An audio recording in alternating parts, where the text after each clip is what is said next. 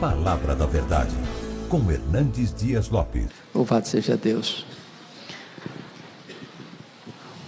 Que bênção ter esse time bonito das diversas regiões do nosso país. Louvado seja Deus. Abra sua Bíblia comigo, por gentileza, no livro de Gênesis, capítulo 32, versos 22 a 32.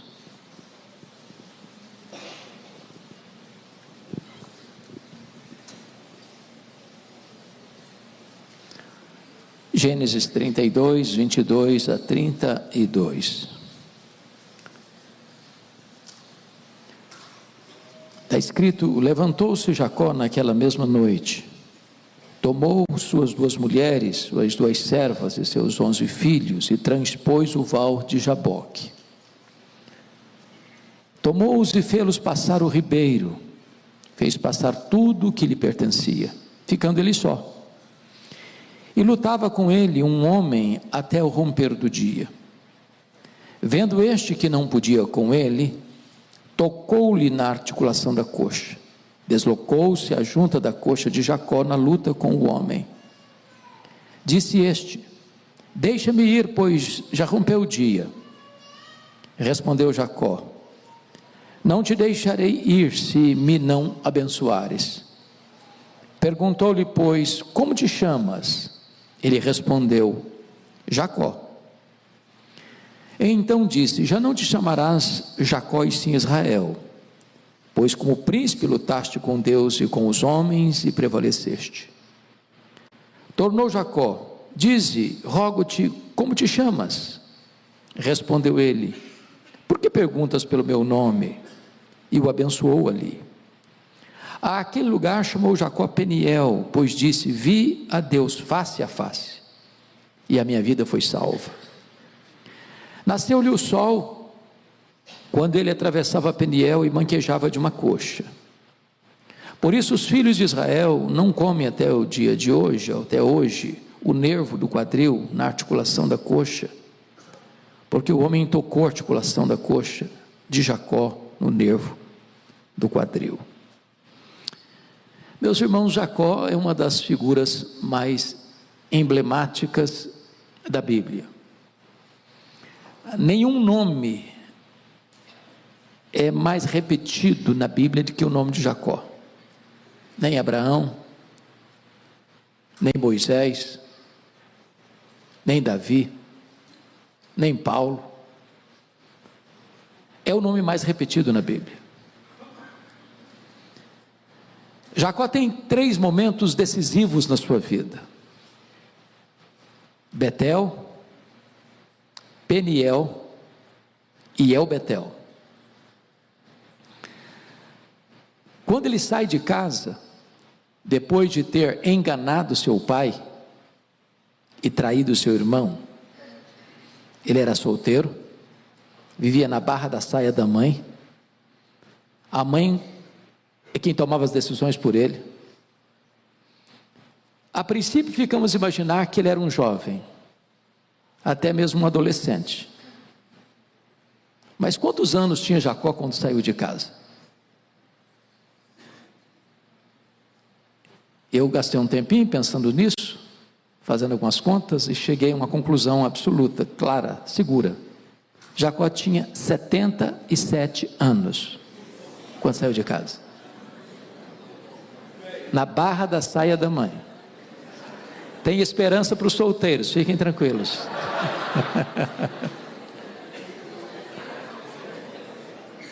Por que você pode afirmar com certeza que ele tinha 77 anos? Preciso que você acompanhe o raciocínio então. Ele sai de casa, vai para Padã Arã, trabalha 14 anos por Raquel e Lia, a contragosto, é verdade. Quando ele completa 14 anos, nasce José, e ele quer voltar, e o sogro não deixa. Então, quando José nasce, o Jacó tem 91 anos. ele fica mais 6 anos, 6 anos. Ao todo, ele fica em Padã Arã 20 anos. Então, você sai com 77, agora ele tem quantos anos? 97 anos. Jacó é neto de crente, Jacó é filho de crente, mas Jacó ainda não é crente. Quando Deus se revela a ele em Betel, Deus se dirige a ele como: eu sou o Deus de Abraão, o Deus de Isaac. Dá vontade de escutar: e o teu Deus? Mas Deus não falou isso. Até os 77 anos, Jacó conhecia apenas o Deus do seu avô e o Deus do seu pai, mas não era ainda o seu Deus. Agora ele tem 97 anos. Pergunto a vocês: quantos anos tem José? 6 anos. Quando José nasceu, tinha 91. Então Jacó vai ser convertido com 97 anos de idade. Nós nunca podemos perder a esperança de ver alguém da nossa família convertido. Bom, só para fazer as contas, para depois a gente voltar à exposição do texto. Quando José foi vendido pelos seus irmãos para o Egito, quantos anos tinha José? 17 anos. Se o Jacó tinha 91 quando ele nasceu, quantos anos tem agora Jacó, quando o seu filho José é vendido para o Egito? 108 anos.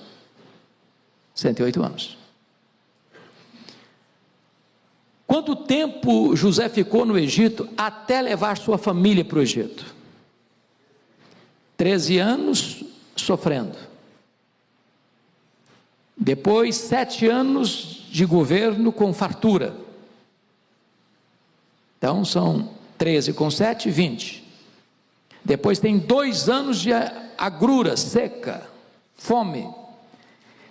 Com 2 anos de seca, ele manda levar sua família, ou seja, 22 anos depois.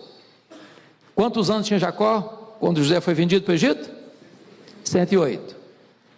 108 mais 22, 130. A Bíblia diz que foi para o Egito com 130 anos. Viveu lá 17 anos, morreu com 147 anos. Então não é lucubração, é fato.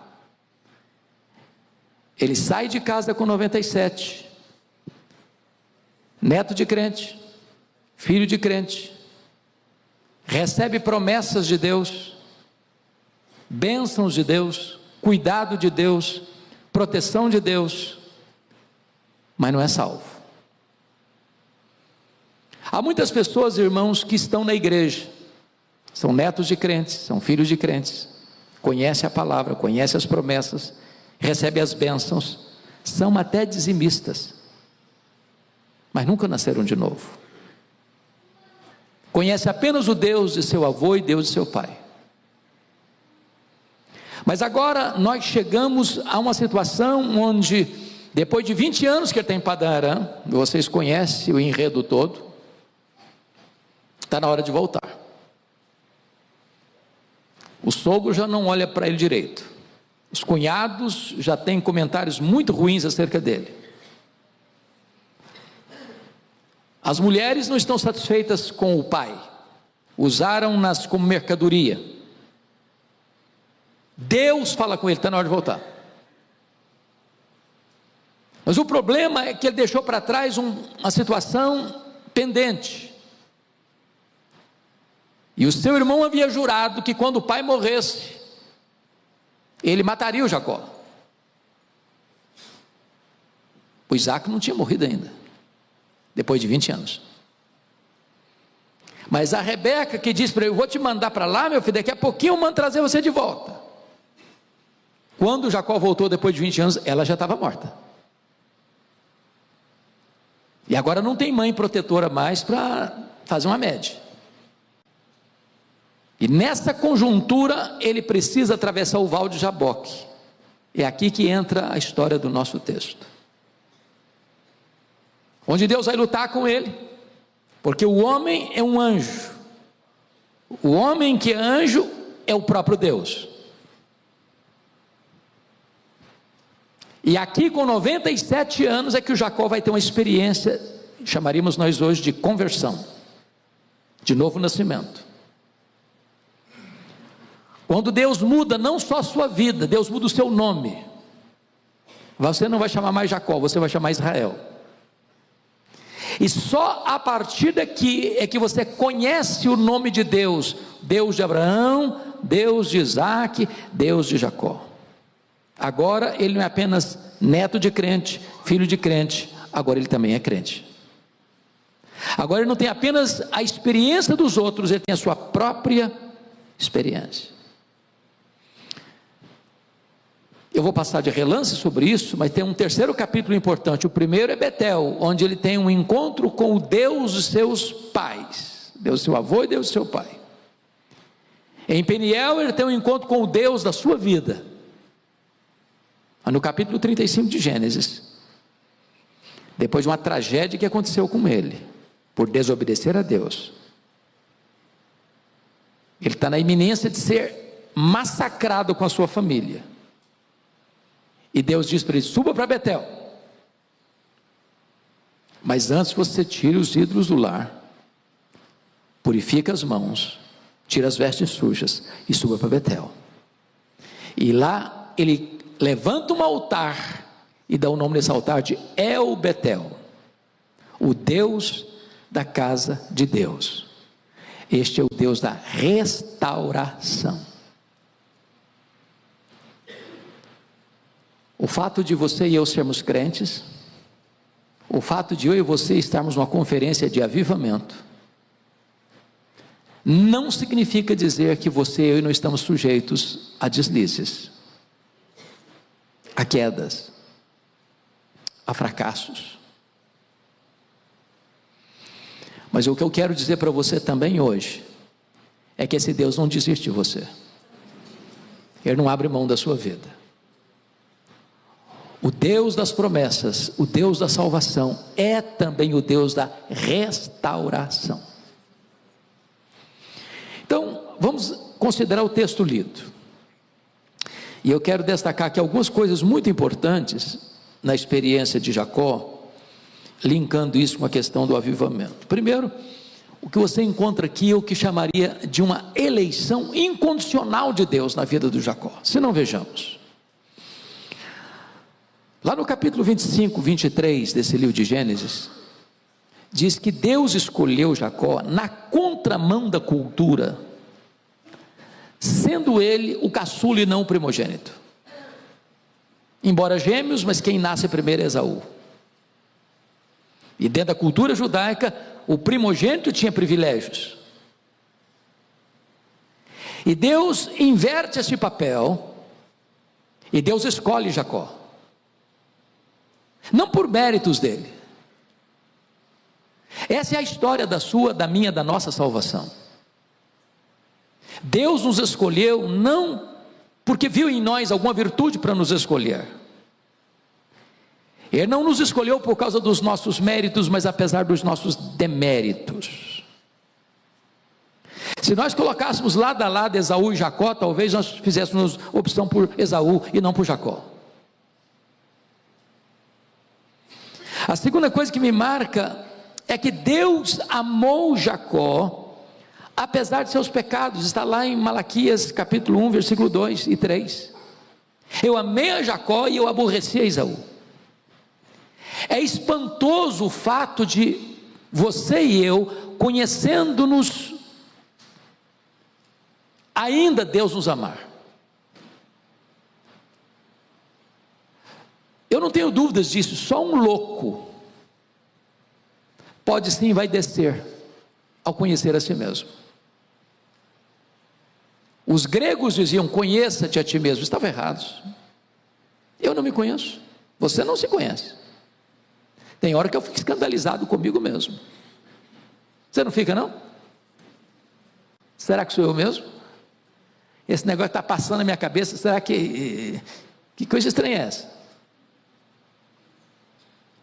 Mas Deus nos conhece totalmente, profundamente, exaustivamente, conhece o revelado, conhece o oculto, conhece o que ninguém conhece, Ele sabe tudo, exaustivamente, e apesar disso, Ele o quê? Nos ama. Isso é maravilhoso. Terceiro, veja comigo o verso 24 do texto lido, porque está escrito aí: ficando ele só, e lutava com ele um homem até o romper do dia. Quem toma a iniciativa de transformar a vida do Jacó é o próprio Deus. O Jacó poderia ter naquela situação, e vocês conhecem o contexto, onde ele vai colocando a sua família por etapas, com medo de enfrentar o seu irmão Esaú, que está vindo ao encontro dele, ou de encontro a ele, com 400 homens. Ele não é homem de guerra, ele poderia ser massacrado, e ele está com muito medo, ele está desesperado até, ele tem estratégias. Ele poderia dizer: meu Deus, eu careço da tua graça, eu careço da tua misericórdia, como nós ouvimos agora há pouco acerca do Davi. Não, nem isso ele tem. Ele não começa essa luta com Deus, ele não começa essa vontade de ser transformado, ele não começa, como diz Oséias capítulo 12, chorando, pedindo misericórdia. Não, não, não. Quem toma a iniciativa é o próprio Deus, porque esse homem aqui é o próprio Deus. Oh, meus amados, que maravilha é isso, porque na verdade Deus nos busca mais do que nós o procuramos. A iniciativa é dele, a obra é dele, tudo procede dele, tudo provém dele, que nos reconciliou consigo mesmo por intermédio de Jesus Cristo.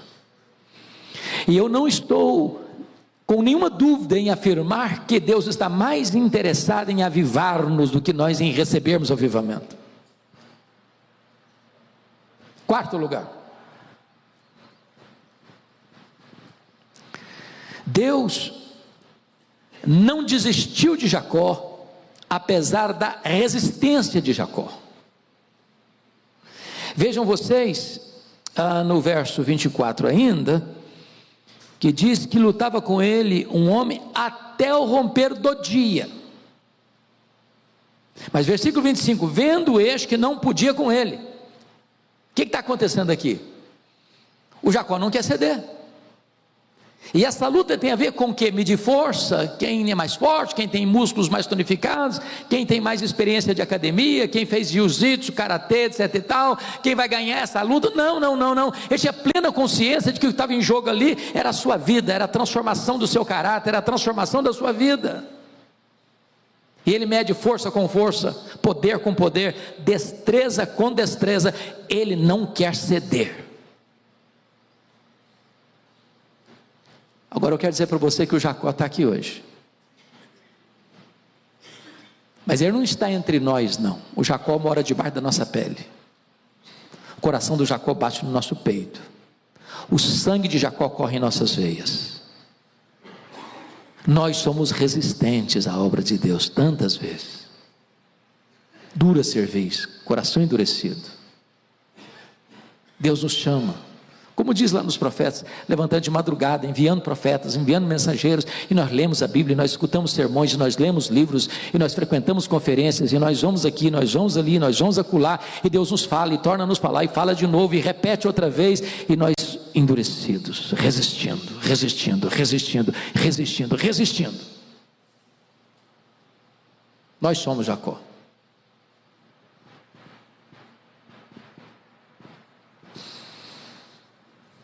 Quinto lugar, Deus feriu Jacó para não perdê-lo para sempre. Confira comigo o verso 25. Vendo este que não podia com ele, tocou-lhe na articulação da coxa, deslocando-se a junta da coxa de Jacó na luta com o homem. Deus o deixou aleijado, manco, deficiente fisicamente. Sabe o que significa isso? Deus é capaz de ir às últimas consequências para não nos perder. quando o Senhor disse para Saulo de Tarso no caminho de Damasco: dura coisa te é recalcitrares contra os aguilhões.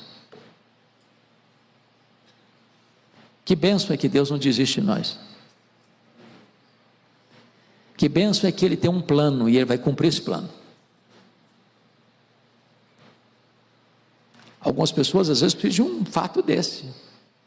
Já pensou um cara que nasceu num lar cristão, neto de crente, filho de crente, tem promessas de Deus, e promessas enormes.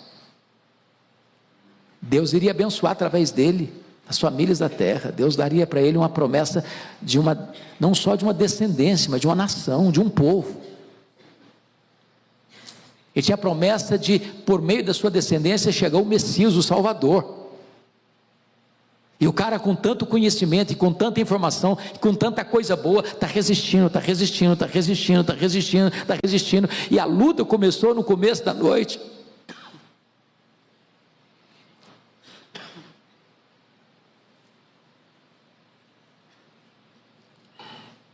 E estava amanhecendo o dia, e o cara não quer ceder.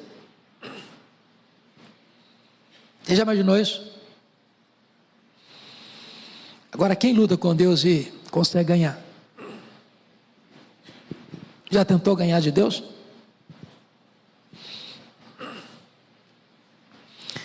Deus pode quebrar a gente, sabia? E é melhor ser quebrado por Deus do que permanecer endurecido.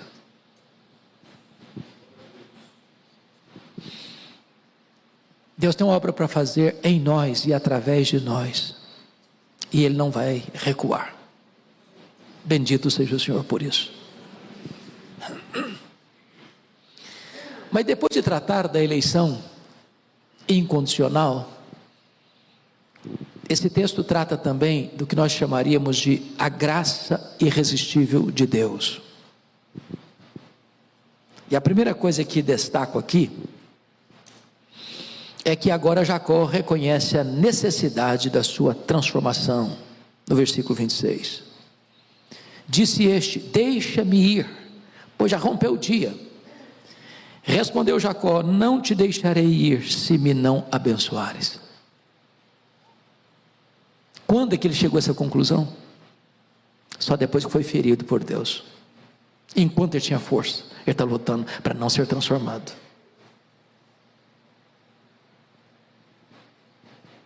Deus tira a força dele. Um manco, um aleijado, não consegue mais lutar. Ele é dependente. E agora o Senhor quer ir, e ele diz: não, eu não te deixarei se tu não me abençoares.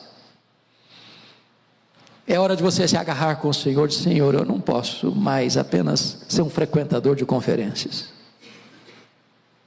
Já li tantos livros, já li a história dos avivamentos tantas vezes.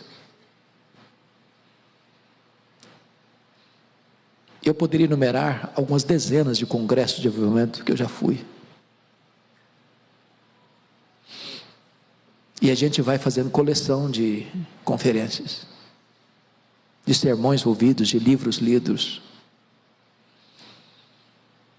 Chegou um momento em que Jacó disse: Senhor, eu não posso, essa noite não pode passar.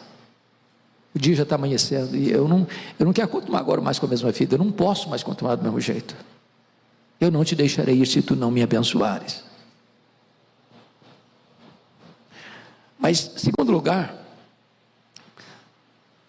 Moisés não relata isso aqui em Gênesis, mas está lá em Oséias capítulo 12, versículos 3 e 4, que nessa luta de Jacó com Deus, ele chorou e pediu misericórdia.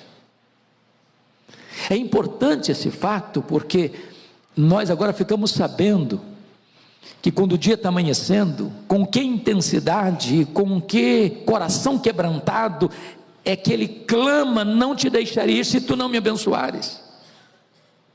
Não é um pedido formal, não é uma coisa engessada, nomenclatural, não é apenas um elemento da liturgia.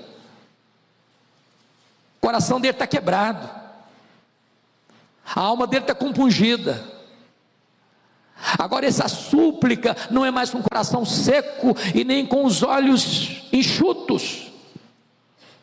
Ele está chorando. E ele não está pedindo nenhuma coisa de mérito, não. Ele está pedindo mercê, está pedindo misericórdia. Senhor, tem misericórdia de mim. Oh meu Deus, tem misericórdia de mim. Eu não quero mais, eu não posso mais continuar sendo o homem que eu fui até hoje, aos 97 anos de idade. Eu preciso de uma mudança, ainda que na fase outonal da minha vida.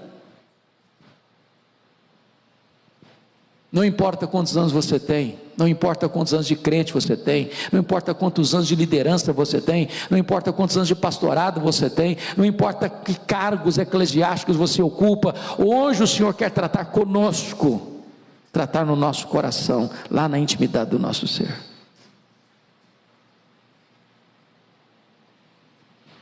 Mas em terceiro lugar, veja comigo o versículo 27, Jacó confessou o seu pecado. Perguntou-lhe, pois, como te chamas? Ele respondeu, Jacó. Isso não foi uma resposta, isso foi uma confissão. Vocês se lembram que há 20 anos, essa mesma pergunta fora feita a ele, e feita pelo seu pai. Quando ele entra no quarto do seu pai, já estava praticamente cego, e o seu pai tinha pedido a Esaú para ir no campo, procurar uma caça, ele gostava, aliás o Isaac errou muito na criação dos meninos, a Rebeca também,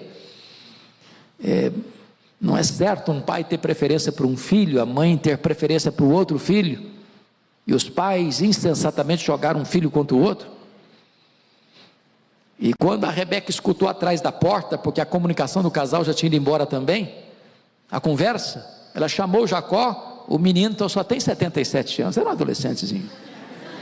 Vem cá meu filho, o negócio é comigo, você vai fazer o que eu mandar,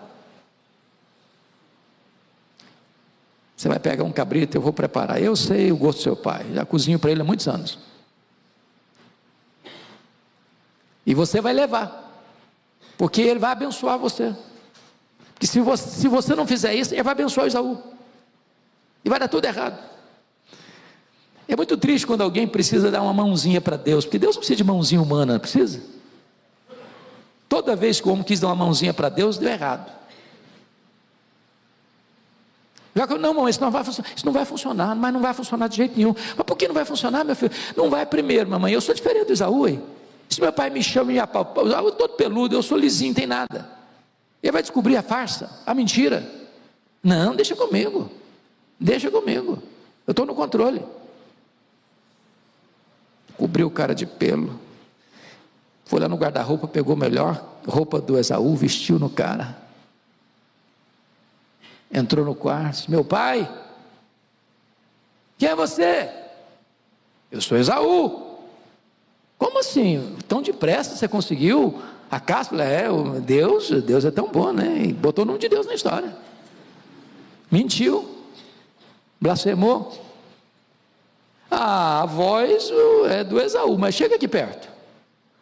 Na verdade o cheiro é do Esaú, mas a voz é do Jacó. E perguntou, você é Esaú mesmo? Eu sou Esaú, meu pai, sou Esaú. Mentiu. Sabe o que significa a palavra Jacó? Trapaceiro, enganador, mentiroso, suplantador. 20 anos depois, na hora da mudança radical, Deus então pergunta, qual o seu nome? Eu acho algumas perguntas da Bíblia muito curiosas, porque é o óbvio lulante, não é não? Se era o anjo, se era Deus que estava lutando com ele, será que Deus não sabia o nome dele? Há perguntas que Deus faz, que não é porque Deus precisa de uma informação, é que Deus quer trabalhar com a gente. Deus quer acordar a consciência adormecida do Jacó. Então quando ele responde, eu sou Jacó, O que ele está dizendo é o seguinte: eu sou isso mesmo que meu nome significa, eu sou um suplantador, eu sou um mentiroso. Até hoje a minha vida foi uma vida de mentira. Até hoje eu enganei. Até hoje foi uma trapaça. Esse cara, com 97 anos, tem família, tem riqueza, tem promessa de Deus, tem bênção de Deus, tem cuidado de Deus, mas não tem experiência com Deus. Às vezes, irmãos, nós estamos na igreja há anos, às vezes temos lastro de família na igreja, 2 gerações, 3 gerações, 5 gerações de crentes. A gente dá até uma afinada na voz, não, eu tenho tradição, pedigree espiritual.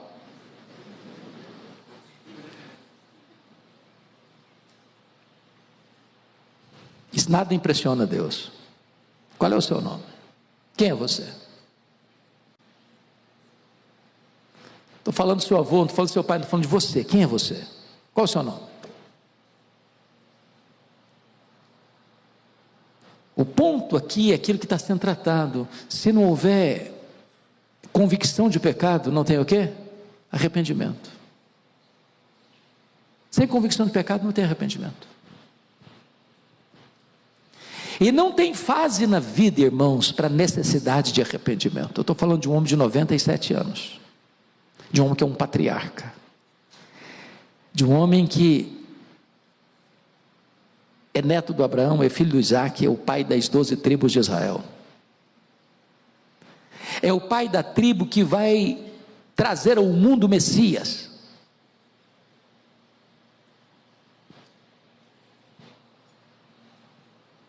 Mas finalmente,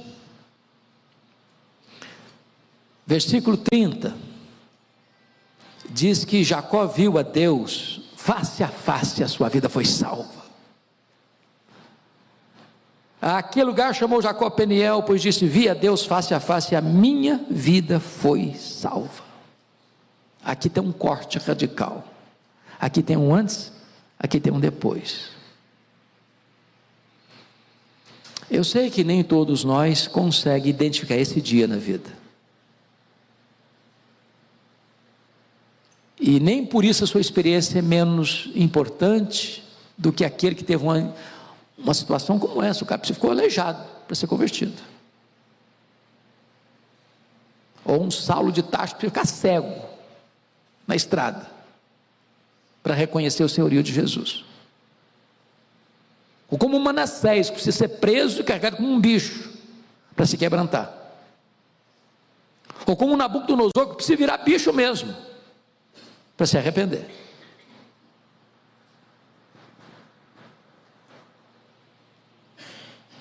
Cada um de nós tem a sua experiência.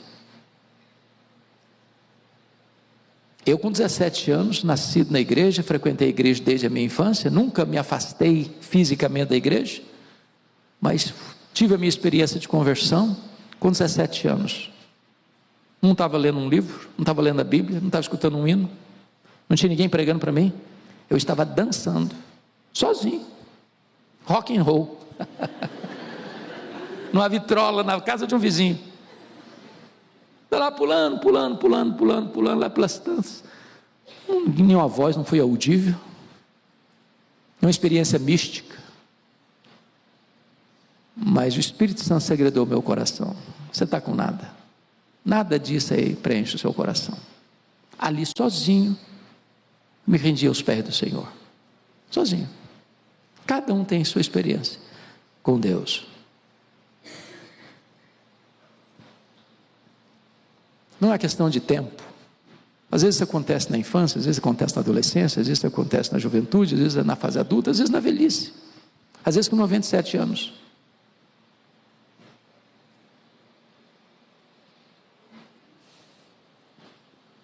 O que é maravilhoso é que quando amanheceu o dia, o Jacó está manco, mas está salvo. Ele está manco, mas está feliz. Ele está manco, mas o sol apareceu para ele. Ele está manco, Mas Deus não só mudou a vida dele, mas mudou a disposição do coração de Esaú em relação a ele. E em vez de enfrentar uma guerra, enfrenta abraços e beijos de reconciliação.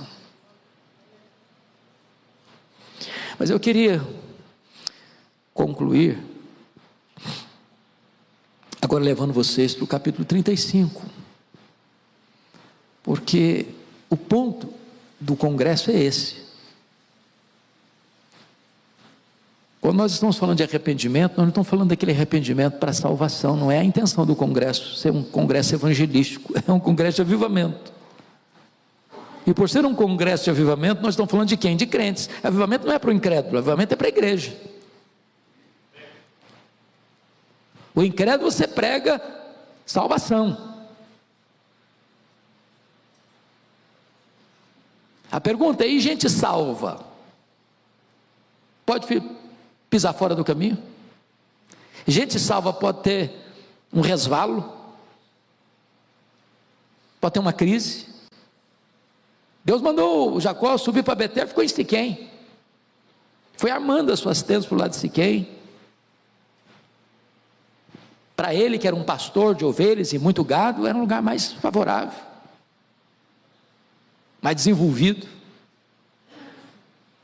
Mas ali acontece uma tragédia, a sua única filha desonrada. E o rapaz até que reconheceu o erro, foi pedir perdão, foi propor casamento, acertaram os papéis, tudo direitinho. Mas os irmãos de Diná, de pai e mãe, que Jacó tinha uma família disfuncional, 2 esposas e 2 concubinas, filhos com todas elas. Os irmãos de pai e mãe falaram: não vai ficar desse jeito não, ninguém abusa da nossa irmã desse jeito não. Tramaram, urdiram, enganaram, propuseram uma aliança. Nossa irmã vai casar sim, mas todo mundo, você, seu pai, sua família, a cidadezinha toda de vocês vai ter que se circuncidar, porque nós não nos casamos com gente incircuncisa. Sabe o que significa gente incircuncisa? É gente que não tem aliança com Deus. Todo mundo se circuncidou. Quando estava na fase mais dolorosa do problema, eles entraram lá e mataram todo mundo, todo mundo, uma chacina. Gente de Deus. Agora Jacó está com medo, porque a vingança vem, e ele está numa situação embaraçosa demais, porque ele não obedeceu a Deus, e a consequência chegou. E é nessa conjuntura que Deus diz para ele: agora suba para Betel. Suba para Betel, mas para subir, meu filho, algumas coisas têm que acontecer. Primeiro, você tem que abandonar os ídolos. Lembra que a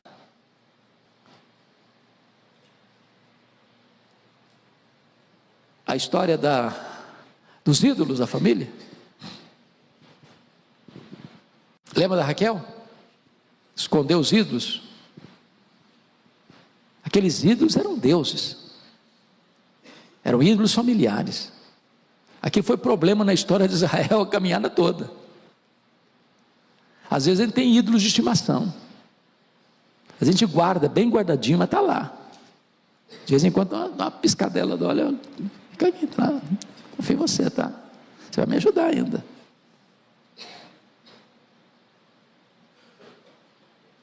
Enquanto o ídolo não for tirado do caminho, a chuva não vem. Enquanto o Baal não for removido, a chuva não desce. E Deus disse mais: olha, você tem que limpar as vestes e as mãos. A vida tem que mudar, a forma tem que mudar, a aparência tem que mudar, tudo tem que mudar. Tem que arrepender, porque não pode ter restauração sem convicção de erro. Os avivamentos foram precedidos por convicção de pecado. Não havendo convicção de pecado, não tem arrependimento, e não tendo arrependimento, não tem avivamento. E diz a Bíblia então que Jacó sobe para Betel, e ali ele levanta um altar, e ele dá o nome nesse altar de El Betel. Agora apenas não é Betel, casa de Deus, porta do céu. Ele precisa avançar um pouco mais, aprofundar um pouco mais. Ele não precisa apenas de conhecer a casa de Deus, ele precisa agora conhecer o Deus da casa de Deus.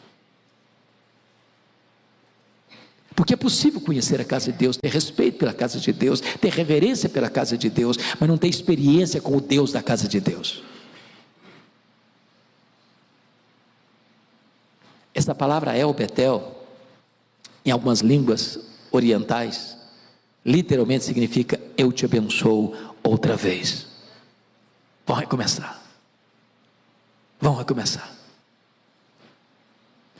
E hoje eu queria trazer essa palavra para você. Vamos recomeçar. Lembra lá o primeiro amor? Eu não sei quanto a você, tem hora que eu fico olhando no meu coração, falei, meu Deus, eu já tive momentos melhores na minha vida com o Senhor. Eu já tive momentos em que eu queria varar a noite, me deleitando em Deus, em oração, a leitura da Bíblia. De repente, meus irmãos, as coisas de Deus vão se acostumando, a gente vai se acostumando com o sagrado, acostumando com a igreja, com o trabalho de igreja, com a atividade de igreja, a gente corre para lá, corre para cá, corre para lá, corre para cá, faz e faz e faz e faz, de repente a gente bota no piloto automático. E Deus está dizendo para você e para mim hoje, vamos recomeçar. Eu te abençoo outra vez. Eu te abençoo outra vez. Porque eu não quero apenas que você conheça a casa de Deus, eu não quero apenas que você tenha uma experiência de salvação, eu quero que você também conheça o Deus da restauração, do recomeço, de um novo tempo na sua vida.